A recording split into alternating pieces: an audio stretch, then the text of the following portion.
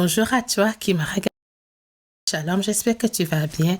Je suis contente de te retrouver encore ce midi sur notre chaîne YouTube. Si c'est ta première fois que tu te connais, je te souhaite la bienvenue. Tu es dans l'émission dynamique des reines de l'Orano couronné. Avant d'aller plus loin, je te demanderai humblement de souscrire, d'aimer et de partager pour ne rien manquer. Alors, la fois passée, il y a une dame qui m'a posé la question, vient le slogan « Garde ta couronne ». Parce que dans Renano couronné, nous avons deux slogans, « Garde ta couronne » et « Couronné pour régner ». Donc, je vais lire un verset d'où le slogan est venu. C'est dans Apocalypse 3, le verset 11. Je viens bientôt. Retiens ce que tu as afin que personne ne prenne ta couronne.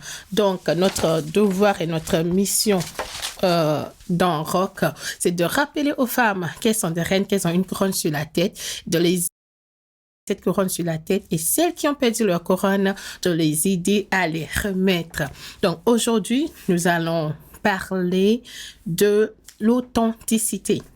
Donc, les gens me posent beaucoup cette question de savoir pourquoi c'est difficile aujourd'hui de garder leur authenticité, parce que la femme, elle est appelée à faire beaucoup de choses. Nous avons vu que nous avons 7 dimensions. Chaque dimension demande un travail spécifique à faire.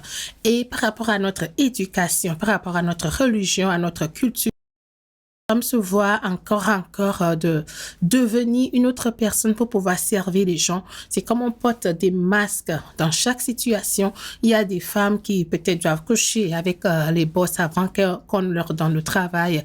Il y a les femmes qui doivent juste en arrière dans l'église. Il y a des femmes qui doivent juste rester à la maison. Ce ne sont pas des femmes qui sont faites même pour rester à la maison à cause du mari, à cause de l'éducation. Donc aujourd'hui, nous allons essayer de répondre à cette question pour dire aux femmes de garder leur authenticité. Donc, par définition, l'authenticité se définit par ce qui est vrai, ce qui n'est pas falsifié. Si je suis authentique, c'est que je suis vrai à mes valeurs, à mes pensées, à mes croyances, à ma manière de faire. Donc, comme j'avais dit un peu plus haut, la société, la communauté, notre écosystème fait que des fois, il faut qu'on porte des masques. On est devenu comme des acteurs. Les acteurs, vous savez, on leur donne différents rôles à jouer dans différents films. Donc, ça fait que des fois, on finit plus savoir qui nous sommes. Donc, il revient à chaque femme de s'asseoir, de savoir qu'est-ce que j'aime, qu'est-ce que je n'aime pas, qu'est-ce qui me fait plaisir, qui Dieu m'a créé à être. La Bible dit que Dieu nous a créés même les jumeaux ne se ressemblent pas. Les jumeaux ne font pas les choses de la même manière. Et si Dieu veut qu'il y ait 2 essais sur la terre, il créera 2 essais identiques qui feront les choses de la même manière. Donc, Dieu, grandeur, dans sa bonté, dans son amour pour nous, il nous a créés de façon unique. Donc, nous avons besoin d'être authentiques, tout chacun de nous, parce que nous sommes connectés. Qu'on le veuille ou pas, on est connectés. L'action que moi je pose ici peut affecter quelqu'un qui est en Chine. L'action que moi je pose aujourd'hui au Canada peut affecter quelqu'un en Afrique. Donc, on est interconnectés et nous avons besoin de l'authenticité de chaque personne pour que notre société soit une société équilibrée, si je peux le dire ainsi. Donc, la première des choses que j'ai trouvées, ce qui fait que les femmes n'arrivent pas à garder leur authenticité, c'est la pression extérieure, ce que les autres de nous. Aujourd'hui, comme j'ai dit, on veut que la femme soit la mère, qu'elle soit l'épouse soumise, qu'elle soit l'aide, qu'elle soit celle qui intercède, qu'elle soit celle qui éduque les enfants. Et dans cette inquiétude, qu'elle soit même celle qui ramène l'argent à la... Il y a la pression.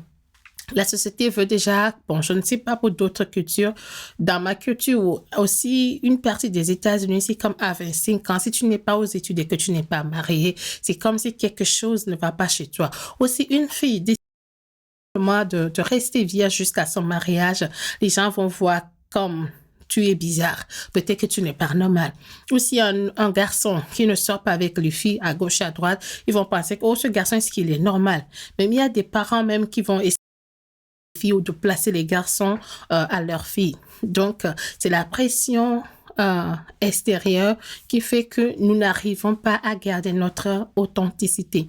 La deuxième des choses, il y a la peur d'être traité de bizarre, peur de ne pas être accepté par les gens, la peur d'être jugée. Des fois, on voit des groupes de femmes qui sont là.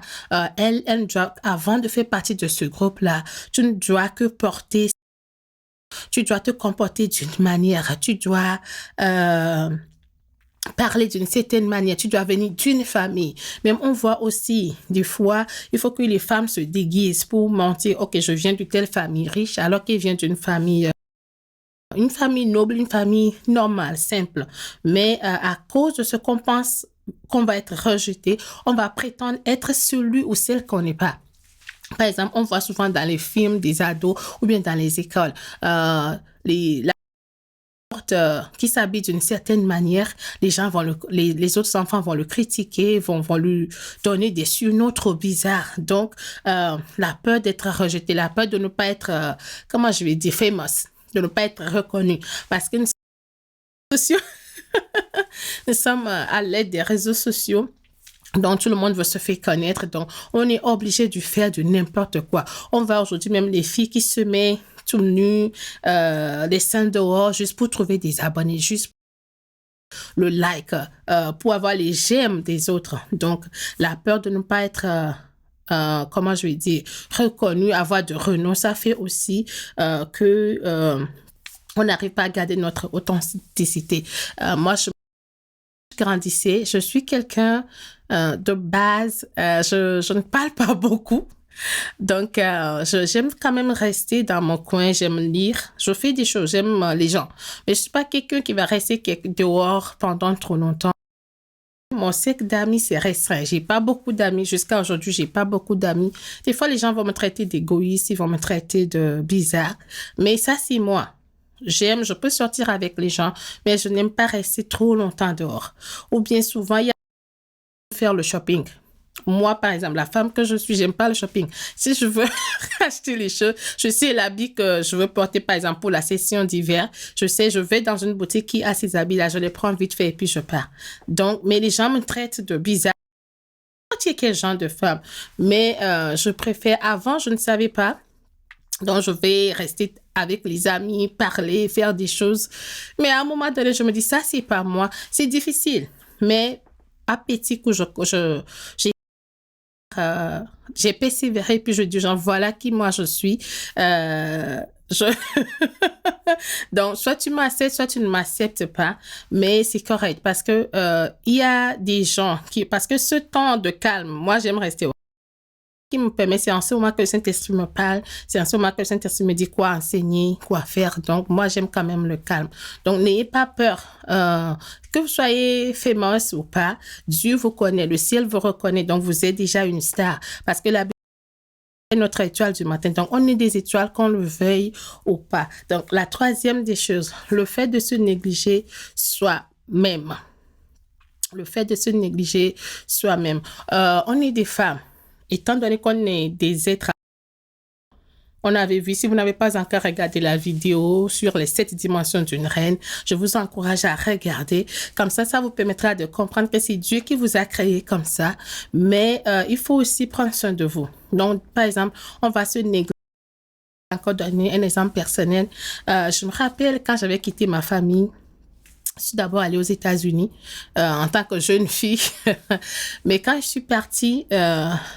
Je ne faisais que donner au fait.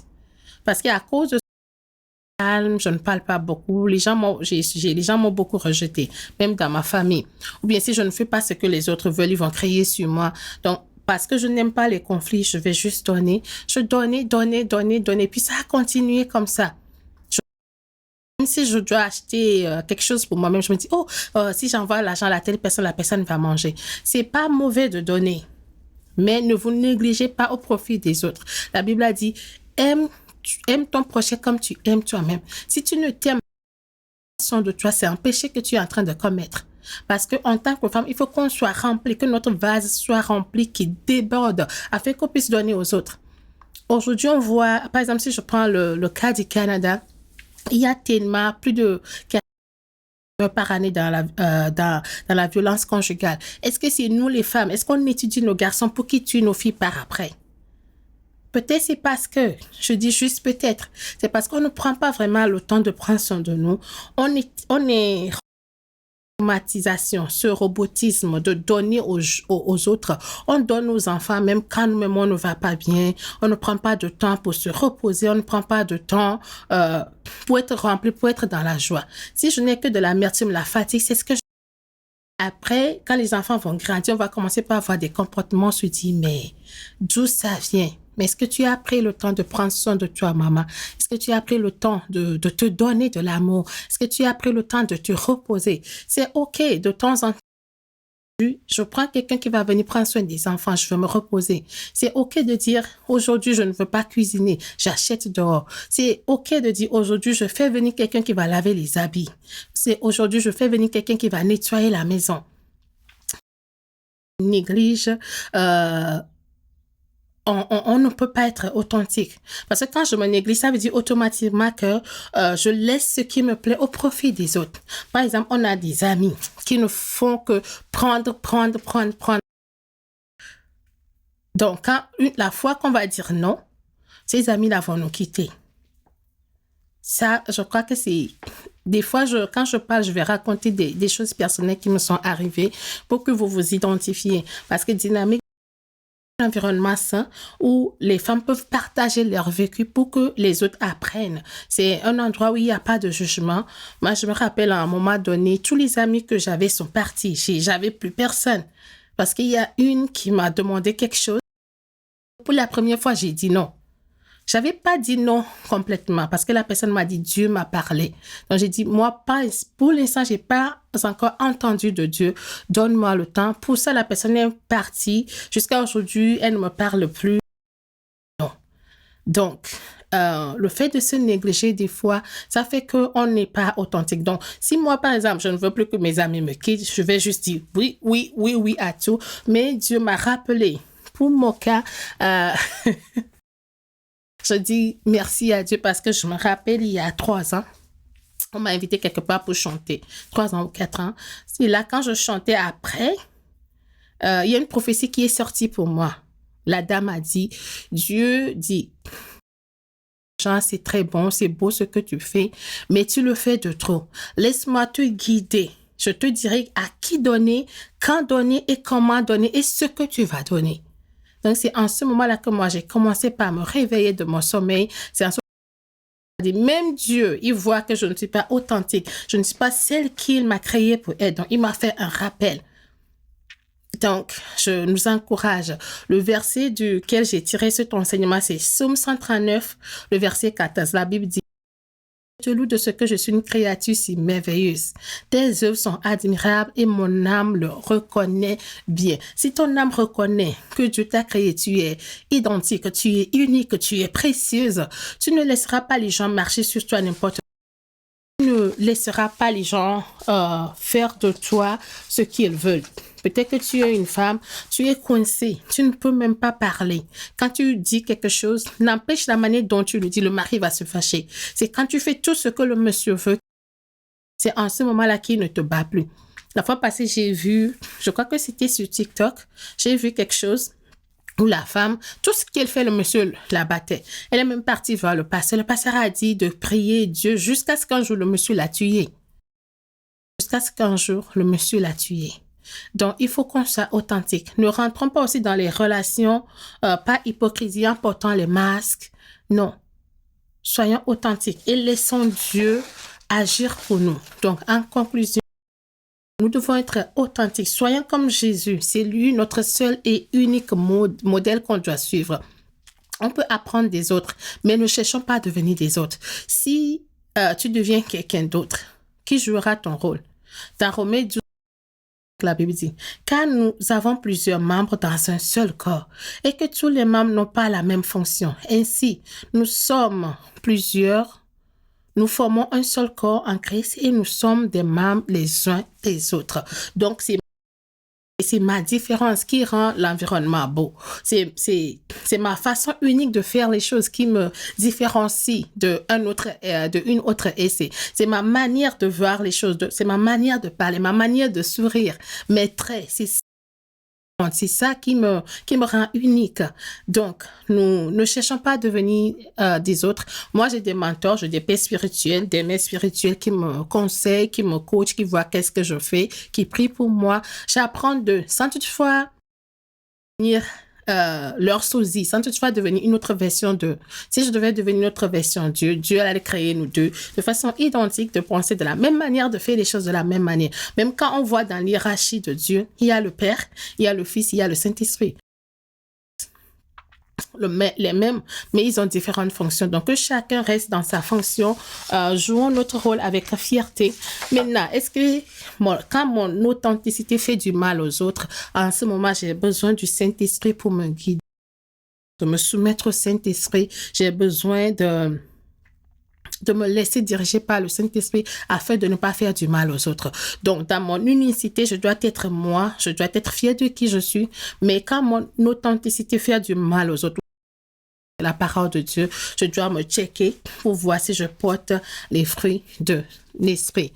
Donc, à chaque fois, je fais une lettre pour toutes les reines qui ont de la difficulté à être authentiques. Si vous avez besoin d'une copie de cette lettre, écrivez-moi. Je me ferai le plaisir de vous l'envoyer par courriel.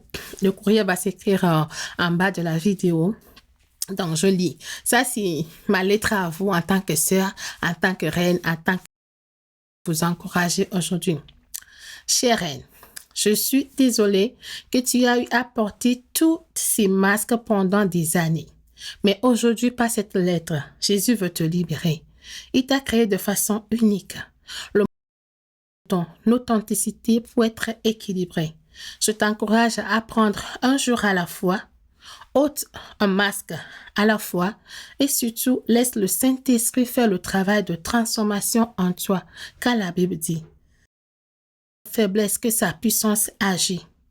Et pour finir, sache que Dieu t'aime et qu'il t'a vraiment affranchi. Alors va et sois celle que Dieu t'a créée pour être avec amour et si tu m'as suivi aujourd'hui, tu n'as pas encore reçu Jésus comme ton Seigneur et ton Sauveur personnel, je t'encourage à le faire. Fais cette prière avec moi. Dis, Seigneur Jésus, je reconnais que tu es le Fils de Dieu, que tu es venu mourir pour moi à la croix. Je t'accepte comme mon Seigneur et Sauveur personnel. Je renonce au monde et à tout ce que le monde a offert. Je suis un enfant de Dieu. Écris mon nom dans le livre de vie. Amen, amen, amen. Si tu as fait cette prière, je te prie de me contacter sur Facebook, Reine Couronné. J'ai un TikTok, Reine Couronné, où tu peux laisser un commentaire. Je viens de recevoir Jésus. Je me ferai le plaisir de te guider dans ta marche de foi, ou tu peux commencer par lire le livre de Genèse pour voir comment Dieu t'a créé, ou tu peux commencer le livre de Proverbes pour apprendre la sagesse avec laquelle tu dois marcher chaque jour. Père, je prie pour tes filles aujourd'hui. Je prie que tous les masques fausses qu'elles ont portées pendant ces années puissent tomber. La Bible dit, si le Fils de l'homme t'a franchi, Saint-Esprit, je prie que toi, tu touches leur cœur, que tu leur donnes, tu leur montres qui elles sont en toi, afin qu'elles puissent fonctionner pleinement comme la reine que tu les as créées pour être, afin qu'elles puissent être la mère, l'épouse, la sacrificatrice que tu les as créées pour être, dans le nom de Jésus. Amen. Si tu n'as pas encore souscrit à cette page, je t'encourage à souscrire, à aimer et à partager parce que beaucoup de femmes ont besoin d'écouter ce beau message pour devenir la meilleure version d'elles-mêmes, pour que notre monde Reine Couronné, garde ta couronne. Reine Couronné, couronnée pour régner. D'ici là, porte-toi bien. Je te retrouve le samedi prochain à midi. Au revoir.